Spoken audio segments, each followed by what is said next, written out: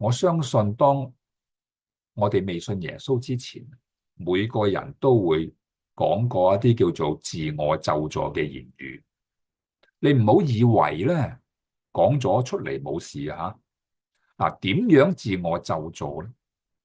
背後魔鬼透過嗰10個報惡信嘅探子，而影響整個60萬嘅會眾，20歲以上嘅吓，全部被影響。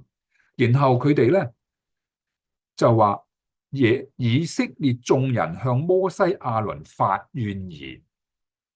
發怨言我哋提過吓，怨言帶嚟好大嘅嚴重後果吓。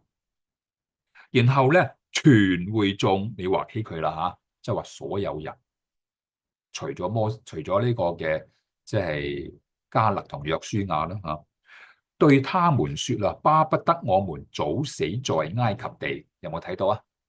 哎呀，我哋寧願死喺埃及地，又或者而家啦吓，喺曠野，又或者死在這曠野。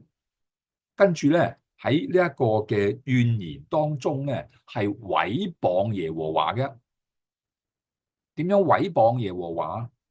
第3節啦，耶和華為什麼把我們領到那地，使我們倒在刀下呢？好可憐。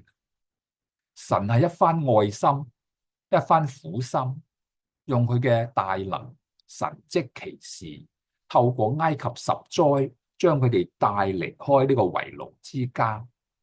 但係呢一班嘅以色列民咧，遇到少少困難咧，就發怨言。弟兄姊妹，我再同你分享下，其實我哋做基督徒好多時候都會喺神面前發怨言，因為冇按照我哋嘅心意去，即係話按我哋嘅心意去做事。哇，非常可憐。我哋應該按邊個人嘅心意去做？耶穌話唔係我嘅旨意，係你嘅旨意成就，記得嗎？但係咧，現今呢個教會咧，我哋睇到好多敗壞嘅人，影響到整個嘅會眾。嗱，我舉一個好簡單嘅例證，喺香港有一個所謂神學博士神學博士，咁咧就喺劍橋大學喺英國讀佢嘅博士學位。咁咧就佢寫一個文章，其中一個文章嘅內容，佢就話：哇，弟兄姊妹，我哋需要原諒神啊！我哋需要寬恕神，錯得好緊要。